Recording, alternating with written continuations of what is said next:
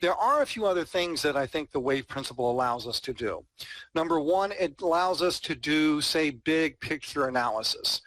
For example, or say big data analysis. For example, if we look at just a price chart, this is just a daily price chart of Apple. Okay, you may not realize this initially when you look at a price chart because we're all technicians, we all look at price charts, that's what we do. But in this seemingly very simple price chart, there is a massive amount of data. Massive, okay?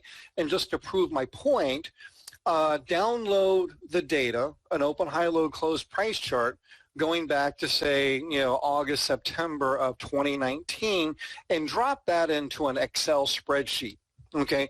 First of all, how do you interpret that? Second of all, how many pages of an Excel spreadsheet will you ultimately have?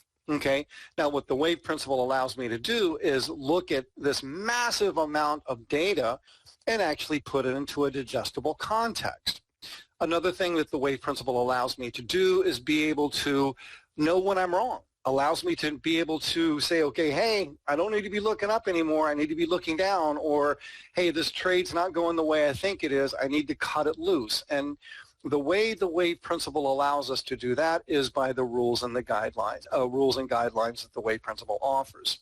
And then also, too, the high confidence setups, trade setups, because ultimately at the end of the day, I view myself or consider myself to be an end user of technical analysis. I perform technical analysis on a chart of a market, whether it's a futures market or a cash market or a currency market or whatever I'm looking at, bonds, who doesn't matter. And I'm looking for a trade setup. I'm looking for that event, that opportunity, that little event horizon where I think that, okay, hey, from here, the market's going to move up, or here, from this point, I think the market's going to move down. So I either have a buy-side trade or a sell-side trade.